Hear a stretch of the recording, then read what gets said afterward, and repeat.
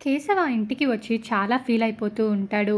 తాను ప్రేమించిన అమ్మాయి తనకు దూరం అయిపోతుందని కంగారు పడుతుంటాడు. ఇంటికి వచ్చి తన గర్ల్ ఫ్రెండ్ దూరం అవుతుందన్న కోపాన్ని నారాయణ మీద చూపిస్తాడు. ఇంటికి రాగానే మాధవ దోశలు వేసుకుని కనిపిస్తాడు. కేశవని తింటావా అని అడిగితే ఏమీ మాట్లాడకుండా సైలెంట్గా ఉంటాడు కేశవ.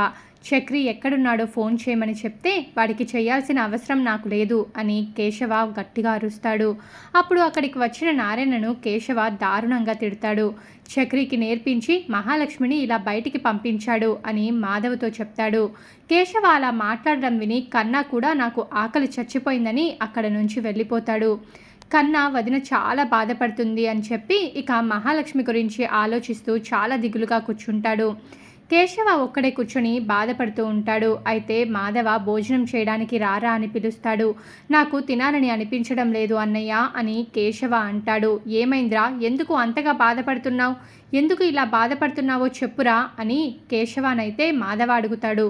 మన ఇంటికి మళ్ళీ శాపం తగిలినట్టు కనిపిస్తుంది అన్నయ్య నాకు అని కేశవ అనగానే మాధవ అదేమీ మునిశాపం కాదురా, ఆ రోజుల్లో అంతగా తపస్సు చేసేవాళ్ళు కాబట్టి వాళ్ళ నోటికి చాలా పవర్ ఉండేది. కానీ ఈ రోజుల్లో నోరు పారేసుకునే వాళ్ళు చాలామంది ఉంటారు. అలాంటి వాళ్ళు పెట్టిన శాపం ఎప్పటికీ తగలదు. నారాయణ తన భార్యలతో బంధం అంతవరకే ఉందేమో, అందుకే అది దూరమైంది. మనకు ఇష్టమైన వాళ్ళని ఎప్పుడూ దూరం చేసుకోవద్దురా, ఎందుకు నువ్వు ఇలా బాధపడుతున్నావో నాకు అర్థం కావడం లేదు అని మాధవ అయితే కేశవతో అంటూ ఇక కన్నీళ్లు పెట్టుకుంటాడు. ఎప్పుడూ ప్రేమించిన వాళ్ళని దూరం చేసుకోకుండా ఉండాలి.